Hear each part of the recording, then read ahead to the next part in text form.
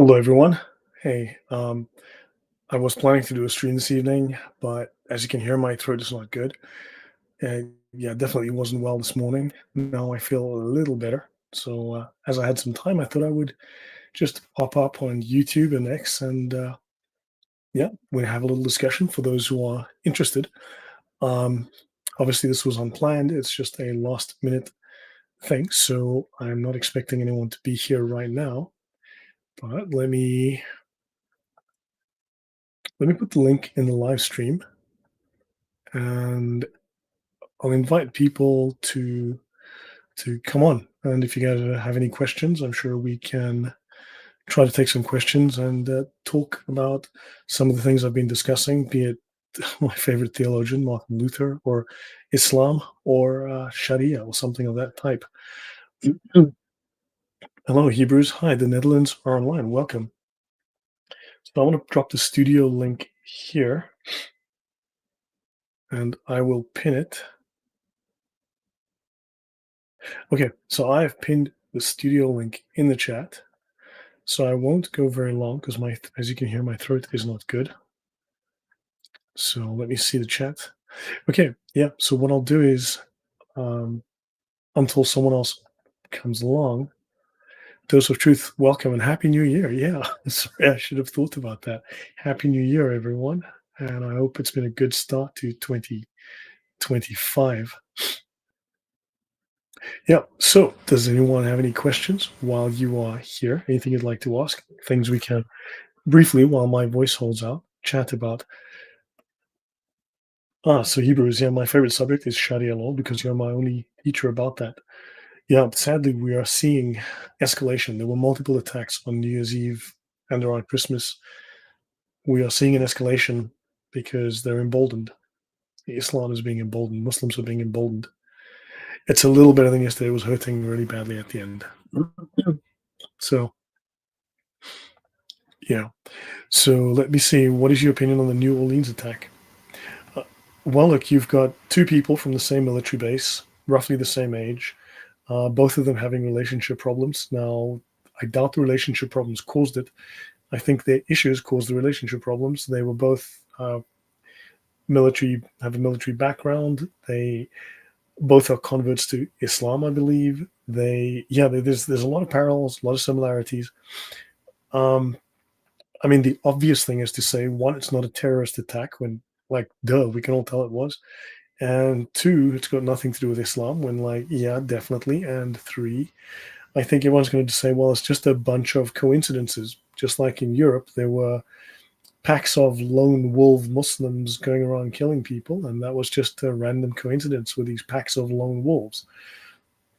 So yeah, I think this New Orleans attack is obviously it's modeled on the German attack. It's modeled on what's happened in Germany multiple times now and in other places. So yeah, it's driven by jihad, and it's going to escalate. It's going to happen more and more. You're going to see it in different ways. It will manifest itself. Welcome, Dragon. Hey, great to see you. Happy New Year to you. So yeah, do you have any questions about the Sharia specifically? But yeah, this so anyway, so thanks for the question based, GWOT. Seems we're all moving to Poland. Actually, Poland just elected a liberal government. And yeah, I mean, you do see the LGBT left trying to make inroads here. It is happening, and they're trying, definitely. It's not like these people don't stop, they have to be stopped.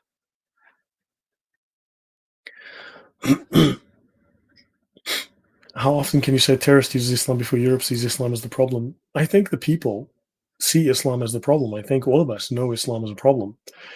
You are prevented from talking about it by government policy, by insane or blind or complicit leftist politicians who somehow feel that multiculturalism is a great thing or feel that Western civilization is evil and we deserve the punishment. We have been evil. When I say we, I mean, yeah, I'm African, but I see myself as a Westerner. That white Western Europeans and Americans are guilty of slavery and they are guilty of suppressing the whole world and being nasty to everyone. And look how they've stolen all these resources to make a success. and you can only be successful because you've robbed black people all over the world. So therefore, you deserve the punishment that's coming your way. So it's some kind of weird, messed up theology they've got going on. It's completely false. For instance, when white settlers came to South Africa, as it's known today, when they settled, they only found very primitive tribesmen. Whose fault was that? And these tribesmen don't exactly go out of their way to develop greater social skills, scientific skills, and other development, education in their culture. The culture doesn't hold those values. That's a white thing. So, how has education, funding, and all of the aid given to Africa helped Africa? It hasn't. They're still incredibly poor. But you look at other places where they've given them a fish versus where they've taught them to fish, and those countries where they've taught them to fish, like take Korea, they rebuilt South Korea or Japan or Germany. These countries have flourished because of the attitude. Black countries been given billions upon billions upon billions in aid, still poor, still messed up. No, I know. I've long said I don't consider myself Anglican. Hold on, that just disappeared there. No, I can't support that. I mean, the church has obviously gone off the rails. Now, this is not to say that you will find in many places very conservative, very well-meaning, well-intentioned, strong Christian Anglican communities. You'll certainly find that, and most definitely in my family. But you'll also find that church policy also tries to undermine that. So yeah, you find that compromises are forced to be made that eventually start to dilute or affect or undermine even these conservatives. And they either have to break free completely, which means you have more fragmentation, more Protestant denominations, more churches of three people. It's yeah. It's I don't consider myself Anglican, but don't forget I come from high church Anglican background, which is very easy to take that step and go to that Catholic church because it's so similar as I was raised. It's so similar. Well, but that's it. I'm also not officially Catholic. I haven't gone through any Catholic process. But then in Poland, I don't speak a lot of Polish, so it makes it very hard. They are sincere denominations, but they're also sincerely wrong, and that's also very, very true. Thunderous welcome. So yeah, a lot of very sincere people are very, very wrong. And also, if you look at Protestantism, as I've been discussing it here, you've got thousands of these different groups with competing claims, contradictory claims, incompatible claims. How can you all claim to be correct when you have incompatible doctrines, contradictory doctrines? Because if there's 1,000 people making the claim of having the truth, but how can you all be correct when you have different answers? There's only one right answer. So 999 of you must be wrong, have to be false. So how does one square that? Yeah, I know voice rest is needed. Let me see. Yeah, so as I said, the I did pin the studio link in the chat. If anyone wants to pop up and has any questions or comments, um, come over to hacking with us. Yeah, no, yeah. If I could.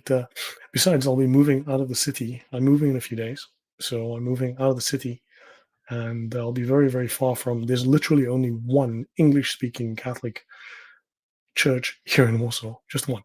So it's very hard to go there. And besides, they're kind of a little too liberal in the sense that it's very sort of modernist. Modern. I don't know. I'm not saying they're modernist. It's just very kind of modern. I prefer the old, reverent, very traditional style of mass, which I grew up with. Okay, time to become Orthodox.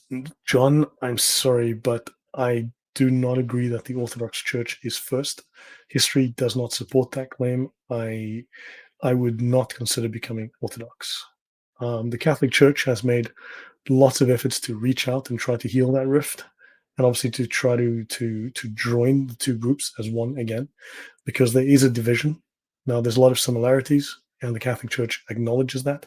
It also sees these divisions, and it tries its best to be charitable and humble and to create unity again. However, for myself, no, I do not consider the Orthodox Church to be the original church, that the Catholic Church came out of the Orthodox. No, there's no evidence for that.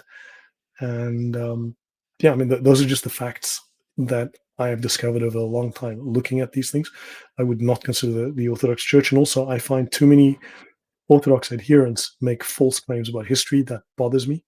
These are not quite on par with the quite literal false claims that I've seen Protestant lecturers, teachers, professors, theologians, priests, you name it, where they lie quite bluntly. I'm no longer accepting it's just good faith errors. They are manufacturing lies about history to protect Protestantism. I find, unfortunately, the same thing in the Orthodox adherents who lie about history, who make up stories that just absolutely cannot be true.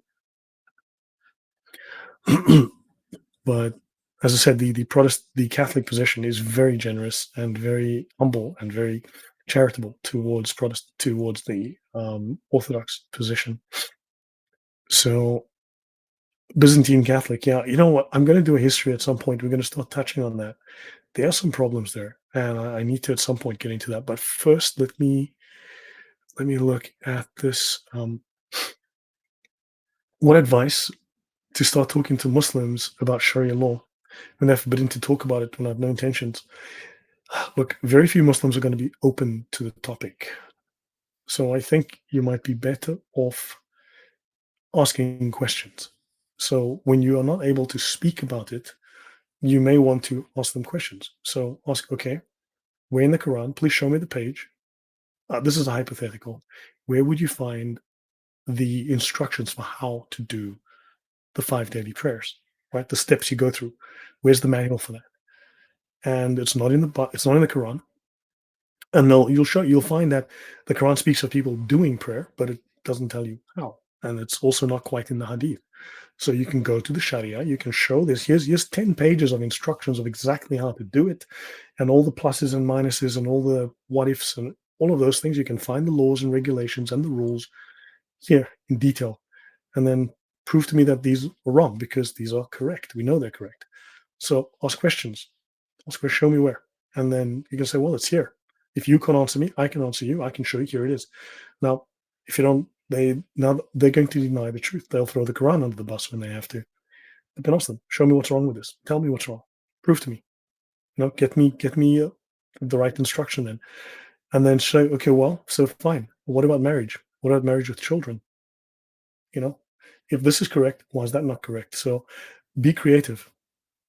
Michael, what is John 17:21? Because I have seen people make comments on the channel and they have like 93 verses that they just list the verse numbers, and I'm supposed to be convinced by a list of numbers. If you can be more clear, more specific. I've already covered that very explicitly is rock. Well, thank you very much. Do you still have no? Sam Shamoon threw me under the bus, wrote me off, hasn't spoken to me, whatever. I don't know. I'm, as far as I know, to my knowledge, I am generally blacklisted by Catholic YouTube. I am on the "don't talk to that man" list. So that is to my knowledge, because that's my experience. I have reached out to numbers of them. They refuse to reply to me. They refuse to engage with me. Refuse to talk with me. Won't respond to me. Um, and for instance, after Sam Shamoon so Sam Shamoon had spoken to William Albrecht, who then William Albrecht reached out to me and said, "Hey, let's do something. Let's plan something." So I wrote back to him, and then when this thing blew up with the Catholics weren't happy with me for talking about the Catechism and Islam and the view of God in the Catechism with the Islamic God, that got back to everyone, and I was blacklisted and smeared and slandered and whatnot. And anyway, things went from there, and then I'm assuming that Sam must have told William Albrecht to not talk to me, and he has not spoken to me since. So yeah, as far as I know, I am not welcome in Catholic YouTube land. Yeah, I thunderous. Tell me about it. Some weirdness going on there. But yeah, he did give me a shout out. So yes, he did give me a shout out. Told people to speak to me about to come to my channel about the YouTubes I've done on the shows I've done on Martin Luther, on Martin Lutherfer. Well, I prefer to think of him as Lucifer because that's what he was. So yeah, I appreciated that, and that's really nice. And but Sam did also speak as if he didn't know me, as if he doesn't know who I am, which was unfortunate. But yeah, so I mean, I didn't walk away from Sam. Sam walked away from me. So Um, Thunderous, we can try and do it if my voice is good. We can try and do that on Sunday, perhaps. What do you think? We can talk about some of this. I have reached out to a couple of people who are professionals in the field to have the discussion, so I will do that. But obviously, it's New Year, Christmas. It's a very difficult time. So, but yeah, we can start talking more about that. Let me see. Yeah, Crystal says the same thing. Um, Thank you. Yeah, it's their loss. I agree. I fine. Yeah, I mean, yeah. So that is also true, the Dej. But then, there's they kind of know through osmosis, through family upbringing, what they're supposed to do. It's kind of instinctive in a sense. So, but yeah, we need to expose it. We need to talk about this. Because Islam is a problem. It is a serious problem. Um, okay, well, let's. I mean, I've been speaking about sola scriptura for some time now, and Um, I'm going to be talking about that as we go through. It's completely false. Now, one thing that has shocked and surprised me is now, look, I understand I say very bold things on the channel. I do believe I bring evidence to support my views. And look, I tell people, I speak honestly. At least I try to think I speak directly. No one has to wonder what I think. Um, I used to work in diplomatic protection and so on, and I understand how to be diplomatic. But some of these issues, I think we just need to be honest and direct.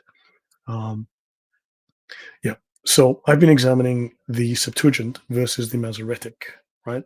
The Septuagint is the Bible which is the Greek translation of the Hebrew Bible made by Jews to translate the Hebrew Bible of the time into Greek because that was the common language and most Jews lived outside of Israel.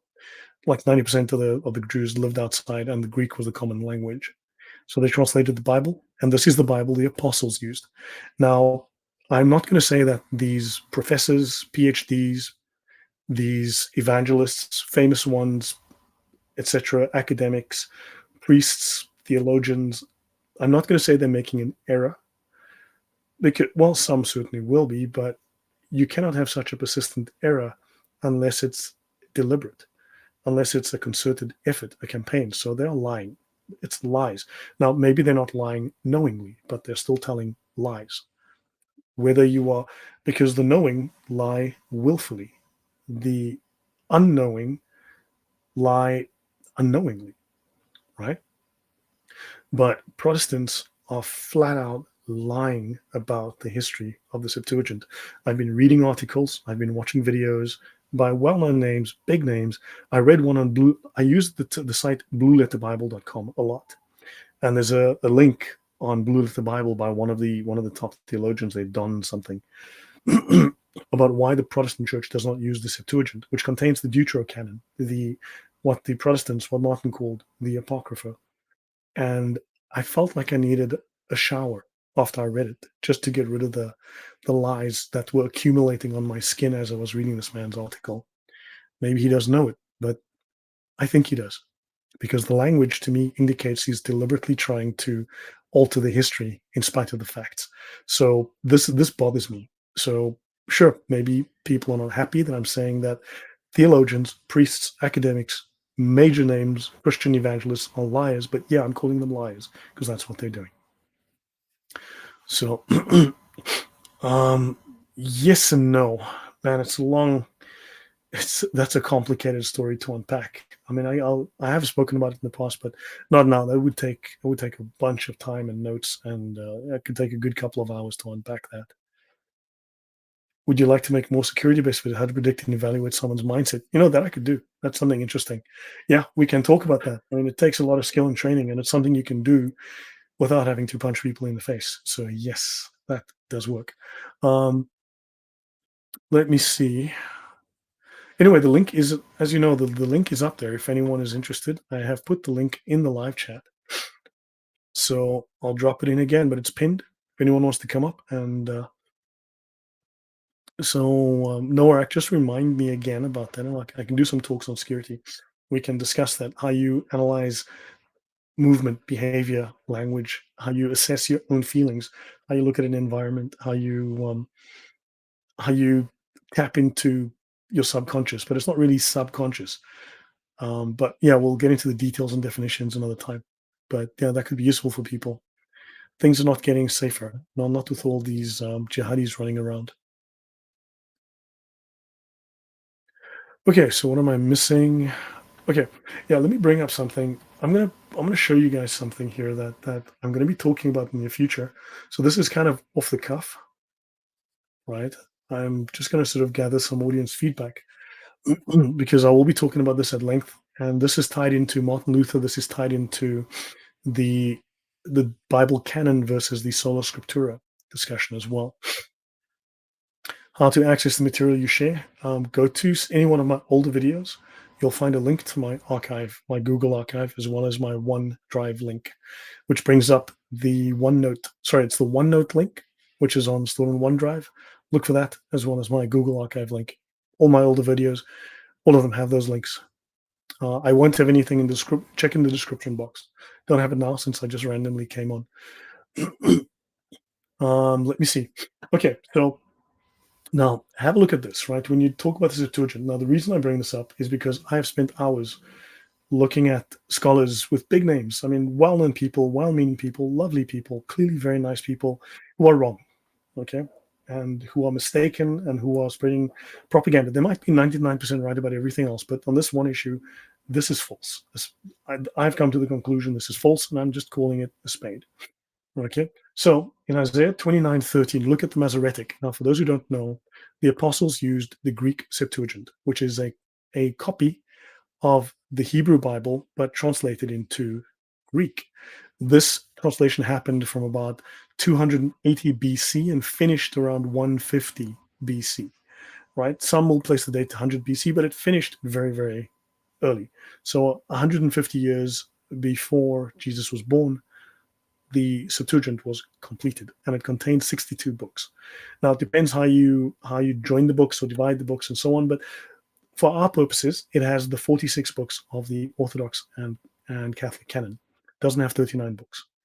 And then the Masoretic is a 10th century, effectively the oldest copy of the Masoretic is from the 11th century, from about the year 1008. Now, it comes from an earlier tradition, but it's the Hebrew tradition. It is the Hebrew tradition, which clearly does not favor the Christian interpretation and does not give favor to Jesus as the Messiah. So it is a canon that and an interpretation that is very much based on the Hebrew view, the rabbinic view, shall we say, plus another, rather than the New Testament apostles' view. Now, I've seen too many big name Protestants simply state that the apostles did not use the Septuagint. This is false. And I've seen this story has just spread to too many places. But anyway, the Septuagint says, sorry, the Masoretic text. And the Lord said, for as much as this people draw near, and with their mouth and with their lips do honor me, but have removed their heart far from me, and their fear of me is a commandment of men learned by rote. But notice here, in the Septuagint, it says here, they honor me with their lips, but their heart is far from me. But in vain do they worship me, teaching the commandments and doctrines of men. Right? So in vain do they worship me. This is Jesus talking to God, right? And the Lord said, for as much as this, no, sorry, different, I'm thinking of a different passage. So anyway, but in vain do they worship me. Now notice, this is not in the Masoretic. So we'll look at some differences, and you'll find that many miracles, many direct statements that link Jesus to being God, and so on, and other things. A lot of these prophecies are not there. So this creates a completely different view, a completely different image of Jesus. Jesus becomes, well, far less important. His status is diminished heavily, right? So let me see. So now Now, again, this is the Lancelot, Charles, and Lee Brenton version of the Septuagint, version of the Old Testament. But in vain do they worship me. Notice the Jewish Publication Society, that's the common version of the Torah, Nevi'im Uketavim, right? The Masoretic. It's not here. That is significant. So now look at Matthew. Now, Matthew quotes the Septuagint, right? But in vain they do worship me, teaching the doctrines and commandments of men. Notice how Matthew, the Apostle Matthew, quotes the Septuagint. He doesn't follow this version of the Masoretic. Remember, the Masoretic was written between the 6th and the 10th, or the 7th and the 10th centuries, right? And the oldest version we have of the Masoretic is, of course, from the 1008. That's the early 11th century. The Septuagint text, despite what nonsense I've heard and read and seen by various Protestant scholars and whatnot, scholars, we've got the Dead Sea Scrolls and other sets of scrolls that have been found. There's not only the Dead Sea Scrolls, there are other collections that also basically back up the what is said in the Septuagint. But that's a longer discussion we'll have. Okay, so now notice, why does Matthew quote the Septuagint? Why do the Protestants claim the Septuagint is corrupt? For from the 16th to the 19th centuries and beyond, you had the Protestants did their best to slander and smear the Septuagint. It's not real. It doesn't exist. It never was. It's not historical. It was written in the 500s. Blah, blah. No, it's corrupted. It's corrupted. It's corrupted. You have this huge effort to literally smear and slander and claim the Bible is corrupt, by Protestants claiming the Bible is corrupt. That's a Muslim claim. Shocking. But look, I'll cover this in more seriousness later, but I just want to introduce the ideas. So they claim the Bible is corrupt, and then, of course, they have to reject it because it's also got these apocryphal books, as they termed them, which endorses the Catholic view and has theology in it that contradicts Calvin and Luther. Now, this is literally the Bible the apostles used. It's literally the Bible Jesus used. Why would not? This is not to say there weren't Hebrew scrolls or texts available, but why would you, if you're claiming to follow the traditions of Jesus and the apostles, throw away the Bible that the apostles were using and then claim that you're doing what the apostles did?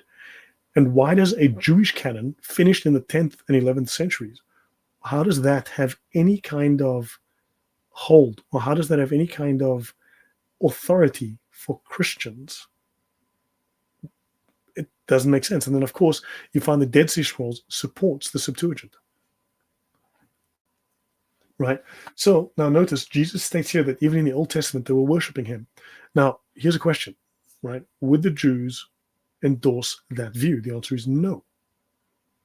So the Masoretic does not endorse that view, right? It doesn't teach it because these Jews don't have that interpretation. So their interpretation does not endorse that view. The Masoretic is therefore, shall we say, as I've said, does not favor the Christian view, right? Yes, that men that deny Scripture. Okay, now let me continue. So now there's a common claim, and I've been through some of the top scholars of the Septuagint and the Masoretic. I've been through some of the top scholarship looking through this. So Jews could read and write Greek to a high level, and I'll cover this in the future. I'll go in, So the Jews who translated this had a very high knowledge and a very high level knowledge of Greek. Whatever else you might read, it's completely false, right? So, and this is from a very interesting video by Professor James Aitken, well worth watching. It's about 40 minutes. The Septuagint, the Bible translation that paved the way to Christianity. Okay, now let's have a look at 4 or 5 differences between the two Bibles, and you can see how they vastly differ. And this will explain also why so many heresies arose out of Protestantism, because Protestantism has been a fountain of heresies, and we can start to see exactly why these heresies sprang up, because they follow the Masoretic. And the Masoretic does not have reverence for Jesus the way that the Septuagint does. Okay, so yes, the Masoretic is a later rabbinic, but it's not only a rabbinic translation, and that's going to be critical to know. It's going to be very, very critical. Welcome, Artsy Fartsy. Good to see you. Still love the name. Okay, so the Dead Sea Scrolls actually predate, in fact, some cases, the BC, right? It's obviously BC as well. But let's go on. So the Son speaks of the Father in Hebrews 10:5.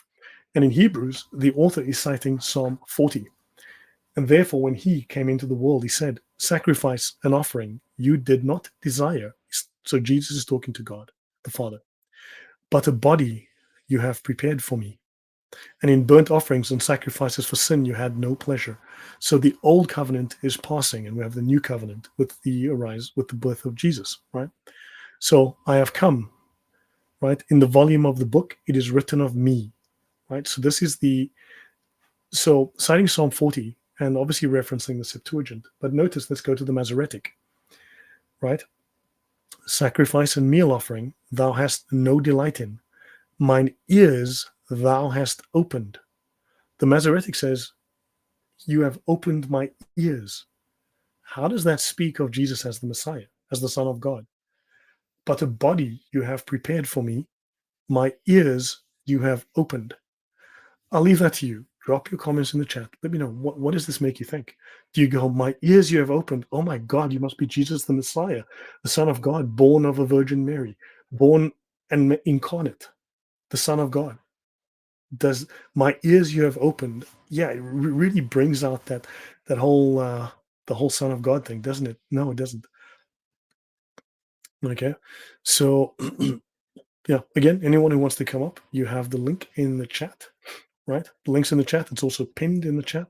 If anybody, so can you see the difference? Do you see the problem here with the Masoretic? Do you understand why anyone reading the Masoretic, looking at these passages, are going to go, "What? What Messiah was born? What Son of God? Huh? What are they talking about? What random dude is this? You made it up." So lots of Protestants, because this is the official Bible of Protestantism. If you look at the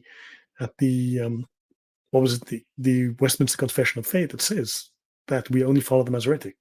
We don't follow the Septuagint because it's written in Hebrew. Sorry, it's written in Greek. And as you know, Allah can only speak Arabic. He can't speak other languages, and therefore no other language is accepted. It's not holy. You can't do your devotions in any other language than Arabic, because that's all that Allah speaks.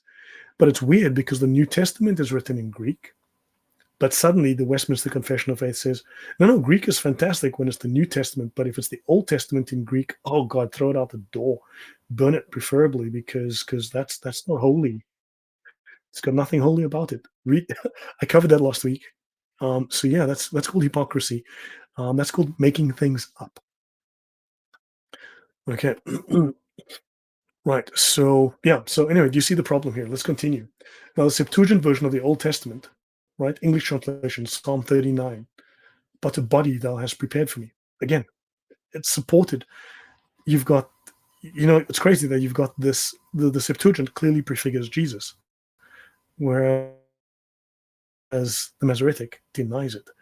Other examples where the New Testament uses the Septuagint over the Hebrew text. Remember, there are 340, this is not a total number, but there are 340 references, more or less, so we say direct references from the Hebrew, sorry, from the in the New Testament, there are 340 references to the Septuagint and only 33 to the Masoretic. And when we say Masoretic, it's not really the Masoretic, it's the Hebraic. The Masoretic technically is a later tradition, right? Now, the virgin birth is cited in Matthew 1:23 as one example. Matthew cites Isaiah 7:14, right? And he speaks of the virgin shall give birth to a son, right? The virgin shall give birth. What does the Masoretic say in Isaiah? The young woman shall conceive. Now, the last I checked, all young women can conceive, unless you've got a medical condition.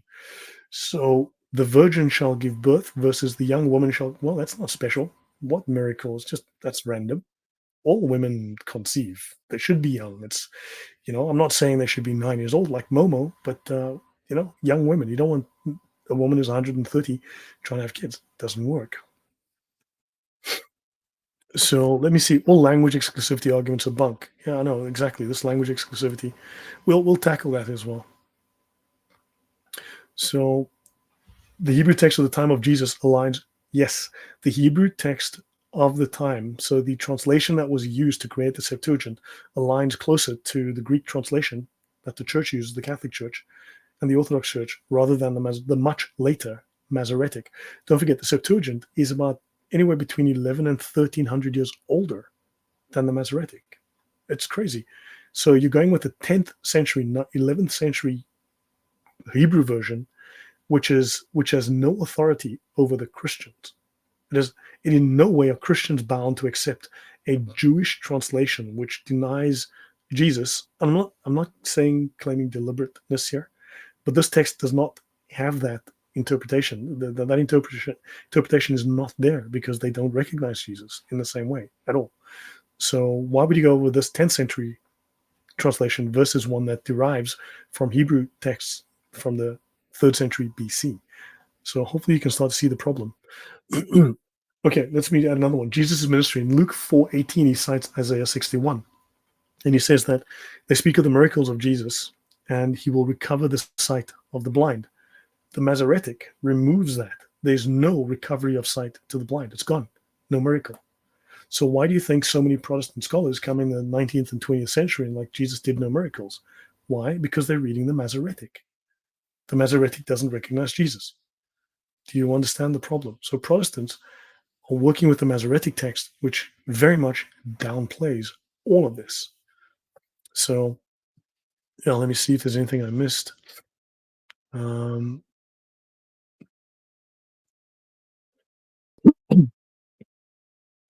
okay, so the crucifixion, Psalms 22:16. It says, "They pierced my hands and my feet." This is obviously a prefiguring of the crucifixion in the Old Testament, right? I've already referenced this, but the Masoretic, and there's a lot of problems. I could do a whole episode just on this particular Psalm 22:16 issue, and it goes, "Like a lion, my hands and my feet." Like a lion, my hands and imagine I came to you and I said to you, "Hey James, hey John, hey Sally, like a lion, my hands and my feet." And you'd go, "Oh my God, that's Jesus on the cross. That's oh my, I need to convert to Christianity right now." And oh my gosh, that's prophecy. Like a lion, my hands and my feet. I can that's the story of the passion of the Christ right there. No, you'd go like, huh? What are you talking about? Like a lion, what? My hands and my feet, what? Give me some verbs, please. Do you understand? This is a problem. This causes serious, serious issues. And also, the reason for this, like a lion, is because of literally a spelling mistake in the Masoretic that the Westminster Confession of Faith says, no, no, no, Allah, because he writes Greek and he preserved the Greek, he protects these scriptures, he wouldn't allow anything to go wrong. And this scripture is infallible, except it's got a spelling mistake in it, which makes a complete error. But and angels worship Jesus. Hebrew 1:6 references the Septuagint, and let all the angels of God worship him, right? After we bring the first begotten into the world. So what happens is now, of course, the Masoretic removes that. It's not in the Masoretic. So yeah, it's missing. So the prophecies, the miracles, the status of Jesus missing. See, so the Masoretic has a serious problem, and the Septuagint, that tradition preserves all of this. Can you see the problem now? And this for me is a problem because I've seen too many Protestant scholars, big names, like I said, just out and out lie about this. It's really disappointing. So yeah, any CMB, welcome. Yeah, this is pretty random. Yeah, yeah. The problem is everyone's gonna take this the wrong way, but seriously, just man. Let me continue here. So I want to mention. Okay, let me go through these slides. So the Septuagint was translated. So according to Eusebius, he writes, it is patently clear. The Septuagint was translated from old and accurate Hebrew copies. It is the most appropriate text for us to use, especially since the Church of Christ, which has spread throughout the world, supports only this version. The apostles and disciples of Christ used and transmitted this version. Now, you're going to find arguments by Protestants, by people with PhD after the name, which is short for piled high and deep. You can figure out for yourself what's piled high and deep. They will tell you, well, there's no such thing as the Septuagint because actually it's like a collection of scrolls. It's not, there were no books, because it's like there was no printing press, and you had scrolls that were written like over a long time because it took a long time to write the scrolls over like 100, 200 years, right? And it's like one over here, one over there, different people. So it's not really, there's no such thing as the Septuagint. That's exactly there's no such thing as the Black Lives Matter movement argument. But then of course the same argument applies to the Old Testament. So by that logic, the Old Testament doesn't exist either. So that's a completely bogus argument, but that's a longer discussion for another day. So yeah. Now this is Clement of Alexandria, 195. It was the counsel of God carried out for the benefit of Greek ears. It was not alien to the inspiration of God who gave the prophecy also to produce the translation and make, as it were, Greek prophecy. The word prophecy can also just mean revelation or scripture, right? To this day, at the Temple of Serapis, the libraries of Ptolemy are to be seen with the identical Hebrew originals in them. And then, of course, we got Justin Martyr. He lives from 100 to 165.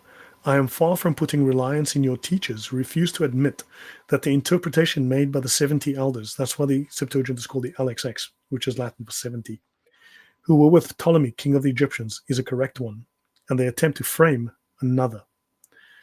Yes, Joshua Melton, correct. And I wish you to observe that they have altogether taken away many scriptures from the translations. They've taken away many scriptures, by which this very man who was crucified is proved to have been sent by God, right? And since I'm aware that this is denied by all of your nation, now you've got to ask yourself where the Muslims get this idea. Well, they probably got it from the Masoretic, right? They got it from the Masoretic. And it says, except that you contradict the statement, behold, the virgin shall conceive, and say it ought to say, behold, the young woman shall conceive. And he says, and I promise to prove that the prophecy referred not, as you were taught, to Hezekiah, but to this Christ of mine, and now I shall go to the proof. That is Justin Martin's dialogue with Trypho, the Jew. Right? I think it should be the Jew, typo there. Okay, so yes, the Protestants wanted no duress to use the Masoretic, so while the Jews for themselves did it, the Protestants did so they could get rid of the deuterocanonical texts and the uncomfortable theology they did not want to admit to, because it gave authority to the Catholics. Yes, that is correct. So now critical editing. Now a couple of things. I'm going to start small, and then we're going to go through some stuff. And remember, I've always said there seems to be an Islamic element behind Protestantism. There's also an Islamic element, obviously, behind the Unitarian movement and various things. So let's have a look at that. Critical editing of the Hebrew was later undertaken by rabbinical scholars in the Masoreh or the Masoretes from roughly the 6th to the 10th century. Now, notice another religion also started in the 6th century. You might, or like just after the 6th century, called Islam. So they somehow, these two groups, the one starts not long after the other is established, right? We're going to talk about who those people are. We'll get to the details. So you have the Masoretes in the 6th. So the Masoretes go back further than the 6th century, but there's another group that we will talk about that gets started, right? So why do they do this then? As well as by members of a heretical Jewish sect called the Karaites, right? So you've got this heretical Jewish sect called the Karaites. Now, the oldest complete Hebrew Bible dates from the year 1008, 11th century, many centuries, 1100, 1200 years after the Septuagint. Yet the Masoretic is the text that underlies nearly every single modern Old Testament translation. Now, the Masoretic text is the Hebrew version that is behind all of these translations of the Old Testament. I should take that out. I see I duplicated that. Okay. However, like this Danish biblical scholar tells us, Mogens Muller, historically, this Septuagint should be endowed with special significance because to the Greek-speaking Jews, it replaced the Biblia Hebraica and thus became their Bible. It was accepted as conclusive evidence of biblical revelation. It was used by the apostles and by all the authors of the New Testament, right? And has come to have a decisive impact on the theology of the New Testament. It has become, to an even greater extent than the Biblia Hebraica, the Hebrew Bible, the Old Testament of the New Testament. Okay, and this is fundamental as this translation is a witness of the handing on of traditions, and it represents a reappraisal of the basic content of the Old Testament. So according to Robert Hanhart, it even expresses a more profound appreciation of the Old Testament's testimony of revelation. We've seen that in the previous page with how the Septuagint handles miracles and such, which are missing in the Masoretic. Right? I'm going to get to this. We're going to come to this Antiquities of the Jews. Okay, we're going to get to that. Yeah, so that's a great quote. I'm going to say, actually, let me store that. Let me actually store that quote because I'm going to need that for later. It's going to be useful. Okay, so I have it now. Let me just, thanks for the quote. I'm just going to store it here for the moment. Okay, now moving on. Thanks, Wiseman. Okay, isn't Nehemiah Gordon a Karaite Jew? I think he may be. I'm not sure, but they still exist. So let me but we're gonna go somewhere with this story. We're gonna talk about to give you the story up front. We're going to talk about Muslim, Jewish, sola. No, we're going to talk about Muslim, sola scriptura, Jewish Protestants. Okay, so we're going to talk about Muslim, sola scriptura, Jewish Protestants. Wrap your head around that for a minute. Okay, so Josephus states that the Sadducees receive no observance at all beyond what is written in the law of Moses. And I got that from Oratex. I owe him for that. So the Sadducees receive no observance at all beyond what is written in the law of Moses. These were sola scriptura Jewish heretics. That's written in Antiquities of the Jews by Josephus. The Sadducees hold that only written laws should be reckoned valid, but those that were handed down by tradition from the fathers need not be observed.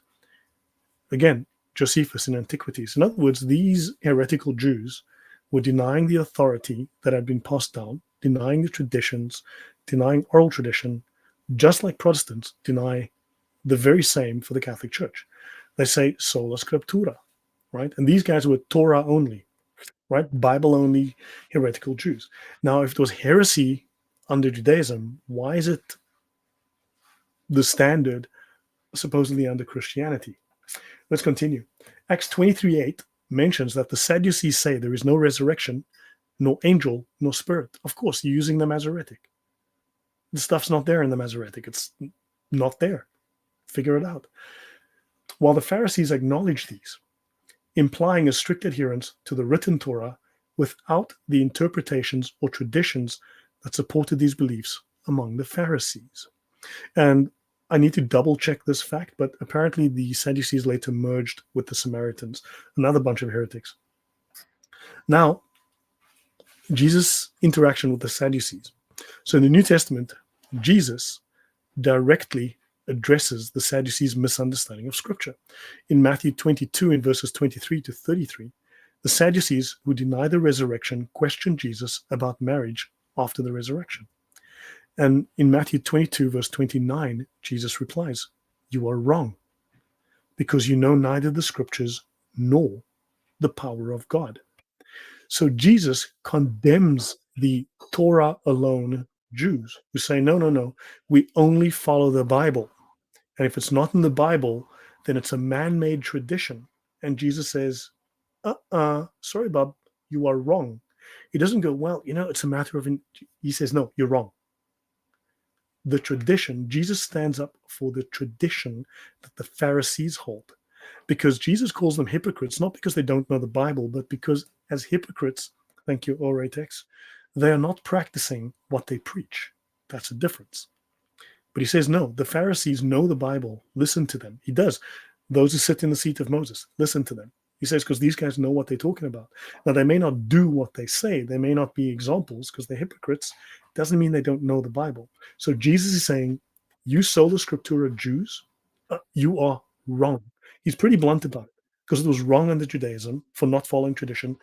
And I would assume by extension, it is wrong under Christianity to do the very same, to do what Jesus considered wrong. But hey, my name's not Calvin or Martin Luther. Those guys know best. So the Masoretic probably had something to do with that. Yeah. Okay, so let me see. Oratex says, these guys, they caught my attention in one of Mal's videos, the Exelox. Okay, so I came to believe they're related to the group responsible for the Quran. Well, no, not them. We will talk about that. So, they don't accept the Talmud or the Sanhedrin, only Tanakh. Exactly. So, but that's exactly what Protestants are doing. The parallel is obvious, right? So let me continue here. Now, let's talk about Karaites and Karaism. The Karaites are followers of the Bible. We follow the Bible only. Does that sound a little familiar? And professing to follow the Bible to the exclusion of Catholic traditions, rabbinical traditions and laws. No, we don't follow man-made traditions. They use, does that phrase sound familiar? I wonder where it comes from. Could be heretics from the Bible that Jesus said were wrong, but that's just me reading the Bible. It borrowed from earlier or later Jewish sects like the Sadducees. Interesting. So these Karaites borrowed from the Sadducees, the Essenes, the Isawites, the Eugenites, as well as, and it says here so politely, from the Mohammedans. You have no idea how much how deep, how far their heads were up the asses of the Muslims. It was quite a ride reading through this stuff. But let's these Karaites are going to be very important. So seriously, Martin, Karaite sola scriptura. Now the Karaites are a heretical Jewish sect. Very heretical, not even a question. Of course, the heretics don't call themselves heretics. They don't see themselves as heretics, but they were heretics, right? They're the so these guys are the descendants of these Sadducees that Jesus said were wrong for only following Scripture when Jesus supported tradition, right? Jesus supported tradition, but now these Karaites come along and ask yourself the question to put the conclusion.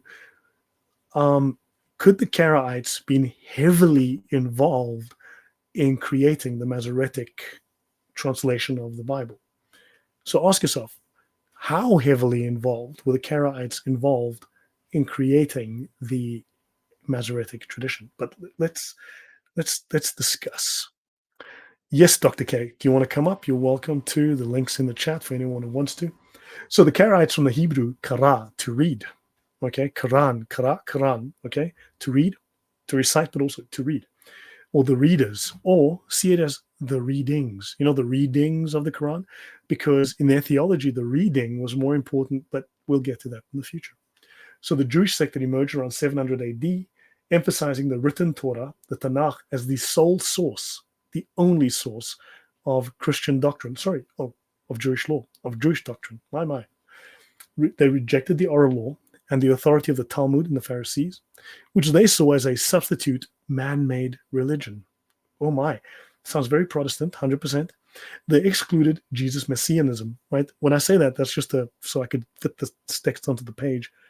They basically did not consider Jesus Messiah, and therefore they wouldn't translate anything or wouldn't recognize anything or include anything that would support or favor the Jesus as Messiah narrative. They saw, so in Karaite belief, every person has the right to understand the word of the Torah in their own way. In other words, subjective interpretation. Because as you know, it does say in the Bible, in the New Testament, all scripture is subject to private revelation. I believe it says so. All scripture of prophecy, or all prophecy of scripture, is subject to private revelation. I believe it says that in the New Testament. If I'm wrong, just drop it in the chat. It says everyone can make up all the interpretations they like on their own. Go wild, knock yourself out. I believe it says that in the New Testament. No intermediaries are required to mediate between humans and God. Is that familiar? Because Protestants say that every day. Every day. So these are Jewish Protestants, and they are rehashing previous heresies exactly like the Protestants did, and they all hold non-uniform beliefs. Oh, it gets worse, Dr. K. It gets worse. It gets dark and nasty, but let me continue for a few minutes. So the Septuagint was widely used by Greek-speaking Jews in Greek and Roman worlds, right? The majority of the Jews. So it had significant authority. It was the majority of the Jews.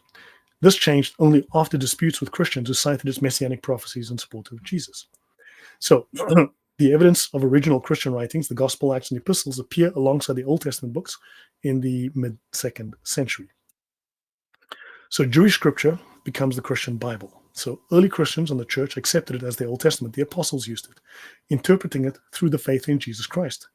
This aligns with what the Gospels describe Jesus himself did, because he says, I am prefigured in the Old Testament. So once you see Christ, you can then start to see the prophecies referring to him. So thank you, Noah Act. Above all, you must understand that no prophecy of Scripture came out by the prophet's own interpretation. Yes, no prophecy of Scripture is subject to private interpretation. Now, of course, these Bible disbelieving Protestants, who are, as I started this, named the series, Bible disbelieving Christians, don't believe that. They believe it is subject to private interpretation. That's Martin Luther's words right out of his mouth. So this approach begins with the New Testament, then revisits the Old Testament, suggesting that the Old Testament is best understood through the lens of the New Testament, through understanding the person of Jesus Christ. So now there's deep theological disagreement in the interpretive traditions between the Hebrew Masoretic and the Septuagint Catholic Bible, right? So now the church accepted the Septuagint, right? This is a paper called the Septuagint as a Holy Text, the first Bible of the early church. The church accepted the Septuagint as its official Bible. Initially applied only to the Pentateuch. However, the rest of the text was soon translated in the 1st and 2nd centuries. It took 4 centuries to complete the rest of the Bible. So sola scriptura, if sola scriptura is true, okay, if sola scriptura is true, if the New Testament is the only source of faith and morals and doctrine for Christianity and for Christians, then show me where Jesus quoted the New Testament. So if sola scriptura is the only infallible rule of faith, show me where Jesus quoted the New Testament. If Scripture alone, the Bible alone is the sole rule of authority for Christianity, please show me where Jesus quoted the New Testament. Well, he didn't. It didn't exist. So therefore, it could not have been the sole authority. But yeah, logic is not big in people who want to persist in lies. So now, a task undertaken by various translators exhibiting various translation techniques. And in addition to the Old Greek, the Septuagint also added a number of books entitled the de novo Greek books. Now, that's a misleading statement there. That's a very misleading statement, right? So these developments led to Judaism dispensing with the Septuagint. And the discovery of this, which demonstrated that the collection of Greek scriptures grew through continuous revision of previous translations. And that's critical because Protestant authors and scholars from the 16th century onwards were claiming the Septuagint is corrupt. Look at all these changes. Look at these manuscripts don't match. Well, the simple fact is this, okay, that as they were translating the first, let's say you're going to write the Bible, the whole thing. So you start and roughly halfway through, they get to the realization that, hey, we can improve our translation. If we make these changes, we can improve the translation to be more accurate, more correct. So what happens is you'd find that the later chapters of the book are translated differently than the first chapters because they are revising the translation, because they've improved their method as they go through the translation process. Then by the time they start on the second copy of the Bible, they then are making a revision. It is not a corruption. It is a revision. It's an improvement, a revision of the text. But many of these revisions are now slandered and smeared as corruptions. Now, the phrasing added a number of books is misleading. It's false. These books were part of the Septuagint by the 1st or 2nd century BC, a century or more before Christianity started. The best scholarship on this says that the Septuagint was completed in 150 BC. It was fully done. So 150 years before Christ is born, the Septuagint was there with those books. They were not added. So artsy-fartsy is crazy to me how many different ways they are to stray from the path. I've never heard of these different texts. Yes, because they don't want you to know it, right? Because it would shoot Luther in the head, which he deserves to be. But yeah, so let's talk about the Karaites. Now we're going to start with a slow introduction, and then we're going to jump feet first into the rabbit hole. The Karaites, the Masoretes, and Islam. You knew this was coming. Oh, guys, if you love what I do, if you don't like what I do, just hit the dislike button twice. If you like what I do, please do like, share, support, subscribe, tell people, share this, let people know. I'm, help the channel grow. I'm trying to get 20,000 before I turn 90. So I'd like to get to 20,000. Let's say I've got 800 subs to go. Maybe we can get there in the next 2 months. Would be great. So let people know. Tell your friends. Okay, so the UK has fallen. Yeah, that is sad. That is sad. But look, we are. Let's fight to bring the truth back, right? Based on history, based on facts. So in the Middle Ages, the Karaite Jews in the Islamic world, and they came from Iraq and Iran, Persia and Iraq. They used both Arabic and Hebrew script in their writings. They wrote not only Arabic texts in Arabic script, but also many of the Hebrew Bibles in Arabic transcription. So you wonder now, where did these Muslims get Arabic versions of the Bible, of a Bible that doesn't recognize Jesus? I wonder. Let me ponder here for 5 minutes. I think the answer is obvious. Now, so this is called, the paper is called, and I had to read a whole bunch of papers this week, The Role of the Karaites in the Transmission of the Hebrew Bible and Their Practice of Transcribing it into Arabic Script. So these heretics, these Jewish heretics, were heavily involved in translating a new Old Testament. Isn't that weird? And it doesn't have Jesus in it or the miracles.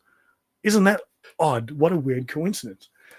Now, the Masoretes and the translators, the Karaites and the Czech brethren. The comparison between Karaites and Protestants goes back to the 16th century. In religious polemics, the Catholics reprimanded the adherents of the Reformation for their exclusive reliance on the Bible and their rejection of the tradition by comparing them with the Karaites. Karaite Masoretes produced the most reliable text of the Hebrew Bible, and the Czech Brethren. Now, we have to, when I get to my discussion of the Unitarians, and we talk about how Islam and the Protestants were buddy bum chums because of the Protestant invasions of Central and Eastern Europe, we're going to find that Czechoslovakia has a little bit of a role to play here, just a tiny one, tiny. So, the Czech Brethren cared about an appropriate translation of the Bible. The results of these efforts were eventually accepted by the majorities of the rabbinic Jews, and they've accepted the Masoretic text of the Ben Asher school as authoritative. Czech Brethren, founded as a specific religious community in 1457, continued the Hussite tradition. Martin Luther loved Jan Hus, of course, in accepting the Bible as the only authority. Okay, isn't that odd? As the only authority contrary to the requirements of church tradition. Now, okay, the Karaites and Reformers, two failed cases of coherent interpretation. I'll skip this. I will discuss this later when my throat's better, and I'll come back to this and I'll redo it as part of the story. But Hillel said to him, you see that it is impossible to learn what is written without relying on oral instruction. Didn't you rely on me yesterday? Therefore, you should also rely on me today. That's from the Talmud, right? Which discusses oral tradition. And of course, we know that heretical Jews didn't accept the tradition. Okay, so now let's continue. This is a different paper. The Mutazilite influence on the Karaite interpretation of the Bible. The Mutazilites were Muslims. Okay, there were dissenting Muslims, fine, but they were Muslims. And they had an influence on Karaite Jews who were heretical Jews, and the Karaites were interpreting the Bible and writing the Masoretic. Yeah, I bet there's just nothing to see here. Let's move along. So I'll just pause here for a moment. Let me know in the chat. Is this ringing any bells, any alarm bells, any red lights, any flags, any questions that are popping up in your head? Or am I just seeing things that aren't there? Or is there a problem? Is there a potential problem here? Please let me know. Drop a 1 in the chat if you think that this historically points to a problem. Please let me know. So in rejecting the oral law, the Karaites emancipated themselves from the rabbinic tradition, and they set about interpreting the Bible using new methods, often influenced by Islam. This was their most notable undertaking. They started to create a new translation of the Bible influenced by Islam. This was their most important undertaking. Okay. How closely were they related to this translation of the Bible? And one has to ask, right? I mean, so these guys are making a new Bible translation just for themselves or for general consumption by everybody in the world? You know, that's a question. So maybe we got to see just how tight they were with the rabbinic Jews and this new Bible. Let's hope it's really, really not very much. No, it is. It's a lot. Let's continue. I need a lobotomy. Yeah, tell me about it. So the scripture does quote things outside of scripture, which is also true. Yep. Okay. So now this is we're still on the easy path here. We're still on the easy bits here. The Karaites and the Mutazilism, right? In the time of the Gaonim, that's directors of their Talmudic academies, which Mal always speaks about in the Exelox and all that nonsense. Karaism was greatly influenced by the Muslim Mutazilite theological movement. They were caught up in the polemics pervading the Mutazilite movement of the time.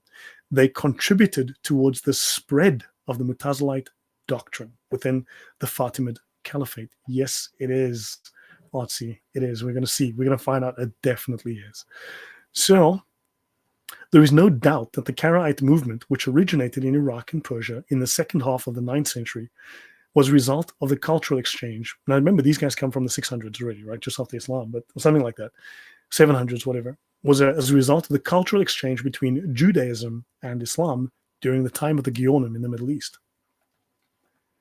Mutazilism constituted one of the elements of Islam that had a determining influence on Karaism during its formative phase, because the majority of Karaite texts at the time were composed in Judeo-Arabic. They would write Arabic in Hebrew script, or they would write just Arabic. It was easy for the principles of Mutazilism and of Islam to make inroads in Karaite literature. The influence of Mutazilism exerted itself not only on the Karaites, but also on the rabbis during the time of the Gaonim, as attested in the works of various rabbis, right? Important Gaons. The Muslim al-Masudi, yes, this is, trust me, it was blowing my mind reading this week. I read through a bunch of papers, academic papers. It's crazy. A lot of the stuff is new, though. It's like 4 years old. Much of it was less than 4 years old when I was reading it. The Muslim al-Masudi, for example, said the Karaites represented a minority amongst the Jews and were the people of al-Adl wa al-Tawhid, the school of divine justice and unity, the Tawhid. He therefore defined the Karaites as Mutazilites of the Jewish community. Okay. In Guide for the Perplexed, Maimonides points out the influence of Mutazilism on certain Geonim, which are rabbinic Jews, at the academies, and Karaite theologians. The 14th century Karaite, Aaron ben Eliah, also reports Mutazilism's influence on the first Karaites. When Israel split apart into two sects, the Karaites and the Rabbinites, the Karaite sages and a small number of Rabbinites embraced Mutazilite Muslim doctrine. Okay? Nothing to do with the Quran. Okay, fine. Daniel al-Kumisi, the first Karaite whose name has come down to us, was already a Mutazilite. That's Yoram Erder, a degraded document. And if you want to download it, you can follow this link here on the bottom. Okay, let me see if I can get the link. Well, another time, next time. So let me continue. Now, Karaism between Judaism and Islam from, I think it's Martha or Mary Polyak from 2006, Rethinking Karaism. The major motivation underlying this Jewish heretic sect, right, is intrinsic to so-called sectarian Judaism, which derives from earlier models. We mentioned the Sadducees, who were heretics as well, right? So they copied a bunch of previous heresies, like the Sadducees or the Qumranites. But notice, according to these scholars, the contribution of Islam was in encouraging and creating the right conditions for these Karaites or these scripturalist Bible-only trends to surface and manifest themselves openly. So hold on. The Muslims made an effort to create all the right conditions for this heresy, which is about Bible only and rejecting tradition, to emerge. Now, when we go to the 1500s to Central and Eastern Europe, where the Ottomans were attacking and invading and had settled and colonized various areas and had major influence, you may or may not notice in history that certain, shall we say, Chrislamic, shall we say, Muslim-friendly Christian denominations may or may not have arisen, that didn't believe that Jesus was the Son of God, for instance. And you just have to wonder, man, these Chrislamic, these Chrislamists are they're hanging around with these Muslims who have invaded their lands and have been there for a century. Could there be a connection? Obviously, the answer is no. Of course not. So, guys, yeah, it's leaking out of my ear. So, what do you guys think so far? What do you think so far? According to these scholars, the contribution of Islam lay in encouraging and creating the right atmospheres for these scripturalist trends to surface and manifest openly. Does that tell you something? Does that say that Islam's hand is up the puppet's ass? Does that did I translate that correctly? Am I far off base? Please let me know. Drop a 1 in the chat. Let me know, please. Now, the major drive, Gnostic Islamists. Yes, interesting, right? So the major drive behind Karaism is external to Judaism. So it doesn't come out of Judaism. It's external. It's borrowed or grafted onto it from Islamic models, mainly of an heterodox or a heretical nature. Scholars who give precedence to the Islamic milieu in the formation of Karaism discuss various aspects and degrees of influence or interrelational contact. I've read these papers and they use these words, and it's so gentle. It tries to hide the fact that these Muslims were basically had their hands so far up these guys' asses they were talking for them when they moved their fingers. Providing detailed arguments concerning the level of Karaite borrowing from Islamic concepts, methodology, and religious customs. Let me see. Islamic ideas in these heretical Jews who are busy translating the Old Testament. Nothing to worry about. Others go further in considering the role of heterodox Islam as crucial critical to the birth of Karaism, to the extent it would never have appeared on the historical horizon of medieval Judaism or of medieval Christianity for that matter, like the Unitarians. I wonder if there could be an Islamic influence. Probably no. Probably no. I mean, you know me, probably no. Some even suggest that all the new content brought to Judaism through Karaism was Islamic in origin, hence its depiction as a form of Islamic Judaism. Isn't that just fascinating? This is why I said we're going to be talking about Islamic sola scriptura, Jewish Protestantism. Does it make sense now? Did you think I was exaggerating? But do you think that my idea of Islamic sola scriptura, Jewish Protestantism, has a little bit of credibility and merit? What do you think? Yes, yes. The Knights Templar, after they got back from spending too much time with those specific influences, the Knights Templar also went off the rails. Yes, exactly. The Knights Templar became a little Muslimy, just a little too much Muslimy. Lydia says, I knew it. Where did she say that? Where did Lydia say that? I missed it. Um, that is interesting. He says, yes, but Lydia says, I knew it. Yeah. So, yeah, there's something really weird going on here. Okay, so let's continue. Final page. Okay, that's it. Okay, I'll leave it to that. That's it. So, my throat is stuffed. Hopefully, you learned something. Thank you for joining me. But little low man, thank you very much. Oh, by the way, while you're here, I'm going to do something else. Yes, thanks for reminding me. Back in the mix next week, no problem. While I'm here, let me go over to some of these.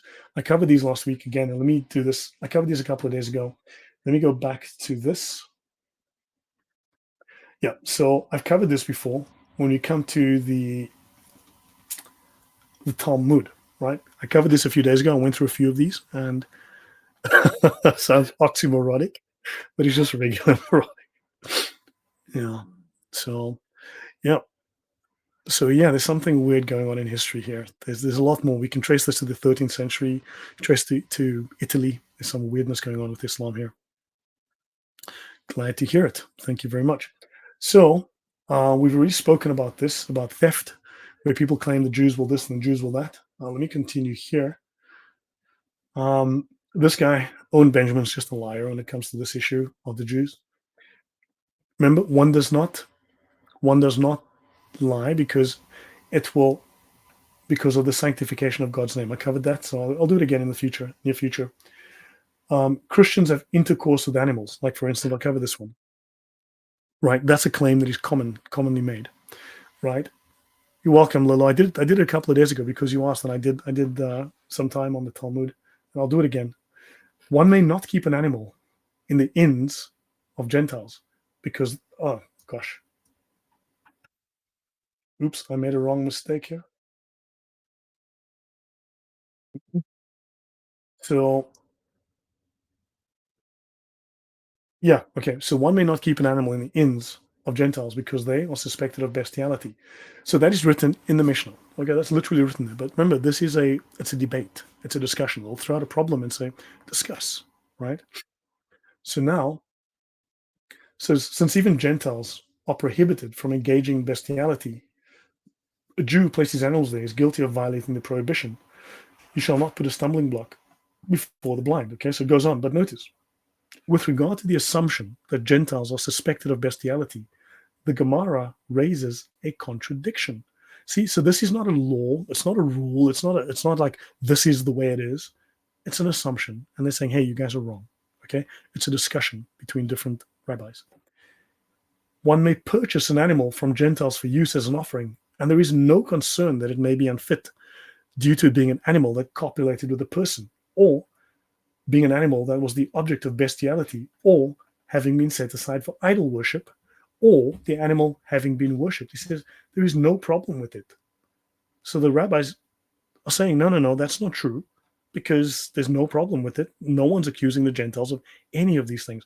Because someone who lies to you, who hates Jews, is going to go, well, the Talmud says in this sentence, and then they leave out the whole rest of the book. That says completely the opposite. It says here, a Gentile protects and thereby spares his own animal so that it will not become barren.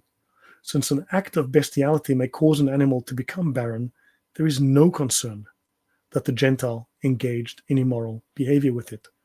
You see, so the opening statement is just a challenge, it's a test, and then it's answered.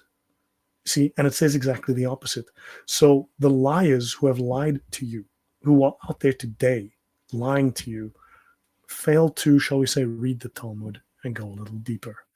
So hopefully this will give you pause for thought. My throat is messed up, but hopefully you've.